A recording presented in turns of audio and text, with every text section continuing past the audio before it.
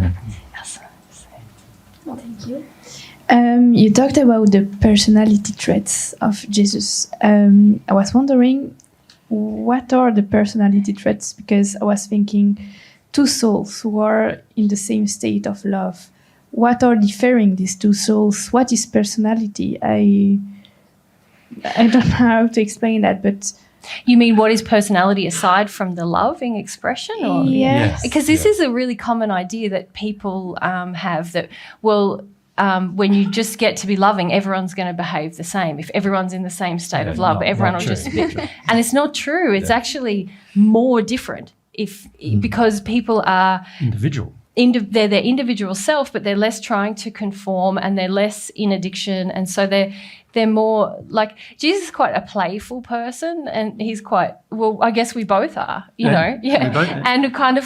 We have the same nature and personality, and sometimes Mary's more afraid of expressing it than I am. Yeah.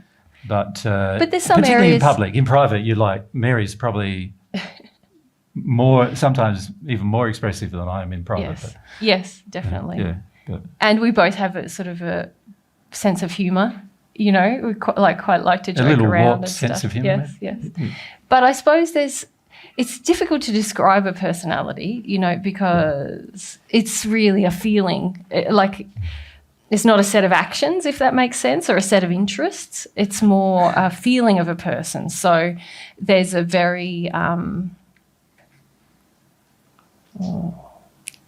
I'm just, like steady, solid sort of, not steady is a wrong word. It's very hard, you know, to describe I think you have to feel him. You're going to have to feel him, you know. At this stage, not many people on earth can feel me. So most people are afraid of Jesus. Most people are afraid of me, yeah. They see him as the all-seeing, all-knowing of their soul condition, and they get worried. Even people who don't know who he is kind of feel like, it's really strange when I meet young people. Women have always reacted really badly to me, actually, because they sort of feel. Well, you don't sexually project, no, and a lot of. So I don't trade in sexual projection. A lot of women feel more secure in that. Yeah. So most women like a bit of sexual projection because then they know they've got a bit of traction. Or that they're liked. Sometimes it's just like, and they need approval or whatever. Yeah. So a lot of times women are instantly angry because I don't do that. Then, of course, I hold on to a principle even if... Someone's afraid. Someone's afraid. Yeah. Most women want a man to recognise they're afraid and to stop making them afraid. Does that make sense? Exactly what I went through. Yeah. And so a lot of women have been pretty upset with me about I'll keep on a subject if the person allows me. I won't force the subject, but I'll keep on the subject if the person wants to continue talking about it, but I'm not worried about whether they're afraid about the subject or not. So for many women, that's like a big turn-off. Because for most women, they would like to have the man provide them some sense of security, right? And of course, many men are addicted to the illusion of providing that security as well. You know, so many men think, I'll be the man, I'll save you from, you know, whatever it is, financial ruin or whatever. That's how they feel other worse. Reason, and many women also feel that a man is sort of essential with regard to having children in the sense of bringing up the children and so forth, and needing to have a partner who, to some extent, they have control of. And Mary knows right from the beginning she's had no control of me. And she attempted to have control, and I was very gentle the way I responded to her attempts of control, but I was still very firm. So that really annoyed her because she thought, if I'm gentle, then she should be able to get control over me. So she tried harder, and so what I notice is a lot of women also feel they want some level of control over men because of their fear, and so historically, very few women have liked me very much, and even a lot of the women who listen to Divine Truth only listen because of Mary. Do you think that? Yeah, well, women have said that to you, haven't they? Yeah, well, they've said if you weren't here, I couldn't listen. Yeah. Yeah, because they wouldn't trust Jesus. Yeah. You know, because especially the women who are around us very, like, more regularly, they can feel how, what's the right word? They can feel how devoted, I suppose, Jesus is to me. Like, they get to observe that and they feel his feelings about that, and they've witnessed it, I suppose, as well. And so they feel like, well, there's some character there in you, and also that you, I don't know, that you like me, and so therefore maybe, yeah. I don't know why. You have to ask them. Yeah. But personality, when it's lovingly expressed, you know, people have different affinities for different things. Like, some people are really engineers, and they find joy in that and expression in that, and they do that a lot. Other people are very musical. Other people are very gentle in their expression. Other people are very boisterous, you know. So that's all part of personality that, when it's lovingly expressed, it actually becomes more it's kind of in your face, if you like, more noticeable. Yeah. But I think it's a very common perception on earth that if we all become loving, we're all just going to be sort of acting the same way. And I think, and maybe this might be the thing that I was going to talk about before. I think it is. The benefit of us all becoming humble is it opens the doorway to truth and love, you know. And when people, each person with their unique personality, really wants truth and love, there becomes this potential to work together harmoniously and very productively, because each person brings their unique kind of talent or flavour to the project, but there's harmony in the way that it's being carried out.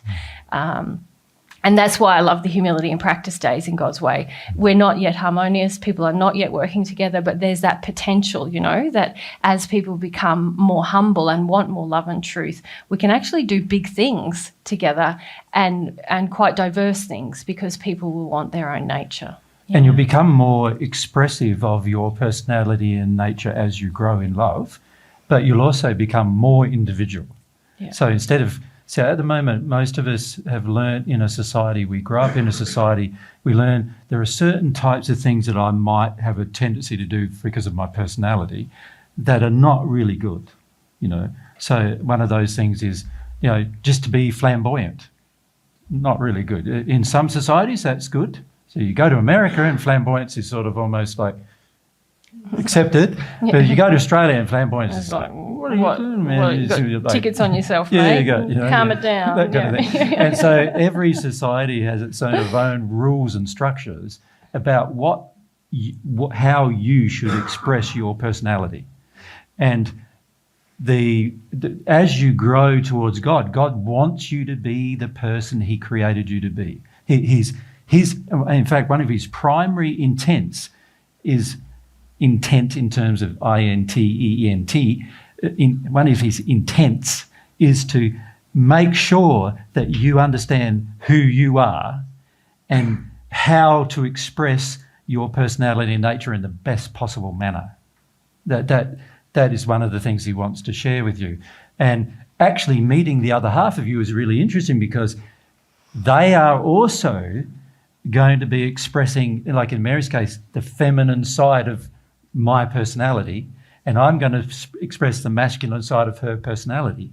Does that make sense? And eventually you start, the more you get closer and closer together, the more you work sort of in tandem in that regard, and you sort of become one person in two bodies, expressing yourself and with the same personality, expressing yourself. And that's God's goal for your soul. Remember, you're only one half of it. So you want you becoming your person, your personality, your nature. And then the thing you need to refine in order to do that is your character. Your character is something that you change, you refine, it becomes more loving. But your personality and nature, God designed you with it, but you've got to discover it. And then you've got to be it. And you've got to have the courage to be it in the world. You've got to get beyond the point of worrying about what all those people out there think. You know, stand up, turn around. Stand up, turn around. Yeah, just as an illustration, right? Stand up, turn around. See all those people looking at you. they're all judging you some way or other, criticising you some way or other. They don't even know they're doing it half the time, right? And yet you need to learn to be you no matter what they think, no matter what they feel. And love you. And love you being it. You love you being you, whether they love you being you or not. Does that make sense? Now, sorry about that. It's embarrassing, I know, but but it's sort of like in doing that, you think you would be then comfortable talking to 1,000 people, wouldn't you, about what you love? You know, let's say you love, you know, you have a passion, like let's say you were interested in biological truth. And let's say you started examining the biological world around you and you saw all this God's truth in this biology. And let's say you now had the opportunity to share that with 1,000 scientists. You wouldn't be going, oh, I'm too shy to do that. Your personality is going, bursting to do it. Like, I'm doing that because this is like important stuff. And exciting. And I'm excited by it and I want to do it. That's a part of your personality, you see. And so it's very important to connect to that personality, and God can share a lot with you about your personality. And it's very important to connect to that personality and then be it no matter what anybody thinks. Now, when you do that, the irony is whoever is your soulmate, they're going to go, wow, that person happens to be the best person on earth for me. You know what I mean? That they're going to see it. You see what I'm saying? And even if they don't love it immediately. And even if they don't love it, like when I first met Mary, she's going, I don't know about this guy. Well, I'll try and convince him to not do the thing he's passionate about. but she still wanted to be with me. Yeah. Very sadly on earth, many of us are kind of taught in our childhood to hate our personality, you know, and that was my experience in this life, you know, that my personality was somehow offensive and too much for the people around me. Even my affinity for truth is something my mother, when I last spoke to her, which is a long time and ago. Dad, hey, Mum and Dad, they're very, were always just, you and truth, you know. It was such a trauma having you as a kid almost. There's the feeling, you know, like you wouldn't let it go, and every time we lied to you, you'd point it out, and, you know, so sadly, I reached a point in my late 20s where I really was trying to be anyone but myself, and I really felt a lot of shame and that it was going to hurt everyone if I'd be myself and stuff. So when I met Jesus, he was really more developed in love and really focused on being our personality. Well, I was being us, and Mary liked it, but she also was very scared of it. Extremely scared, because I thought, well, this is the thing that everybody hated, you know, so we're just going to be hated forever.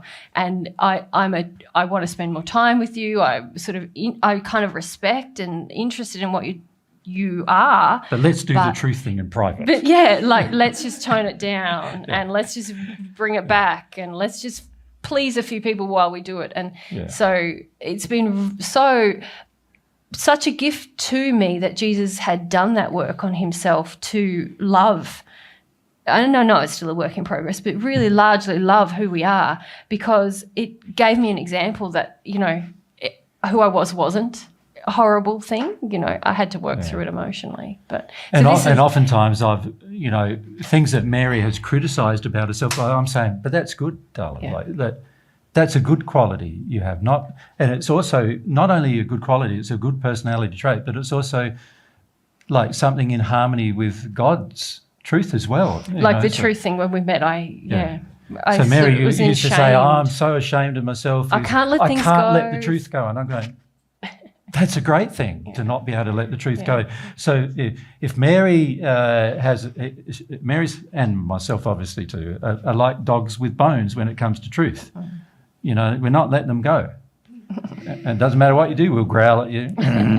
So stop trying to have me let it go. Yeah. You know, and but it's like this was something her family criticised in her.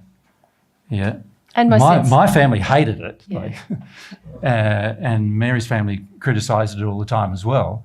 And so, but I sort of, my family divorced me when I was 33. So I had, like I said, 12 years of experience of getting used to everybody sort of hating me because I love truth. Everybody around me. I realise many of you don't hate me, because I share the truth. But not everyone's like that, right? And so when Mary and I met, she was sort of like where I was to a 12-year prior, with everybody hating her for being truthful, Yeah. Anyway. So, personality. Yeah. Be it. Be it. Yeah. Like, it is such a joy, isn't it, to be with a person who expresses their personality and nature. Yeah. Do you find that? Like, they sort of are engaging, and you listen more to them.